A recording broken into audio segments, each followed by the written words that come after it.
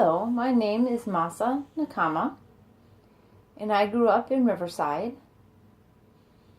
I grew up in a deaf family as well, and I want to tell you today about my favorite hobby. I love watching movies.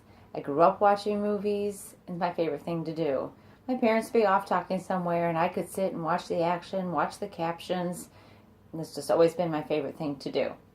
So there's two movies specifically that I love. Goonies is the first one. Moulin Rouge is the second. So Goonies really talks about a group of kids that had been shunned by the popular group, and they hung around by a house that was going to be demolished, and they wanted to figure out a way to save this house. So they found a treasure map.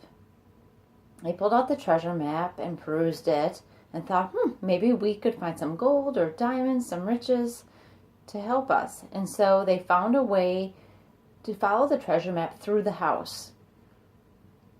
And there were some bad people, 3 guys, that were following them. So there was an ongoing chase, and it was really exciting, and I liked all the action. Well, once the kids arrived then to a cave, they found a pirate ship as well. And in that pirate ship is where they found their treasures. So they fought for it, they beat the bad guys, they were safe, got back home, and they were able to give their treasures to the family and be able to save their home. So that was my one of my favorites growing up, because I had always felt isolated, and I really wanted a group of friends that I could hang out with like that and feel rich in friendship and in riches. Second one is Moulin Rouge, which means the red circle. And it took place in Paris, France, and I believe the early 1900s.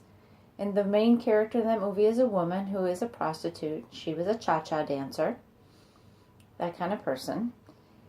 And she knew a man that she thought was the owner of this establishment. So she flirted with him, but then she found out that he was actually the writer of the plays. But she did fall in love with him and realized that's not what she wanted. So she went and met the Duke, who is the owner of the establishment, and fell for him as well. So there was a love triangle going on.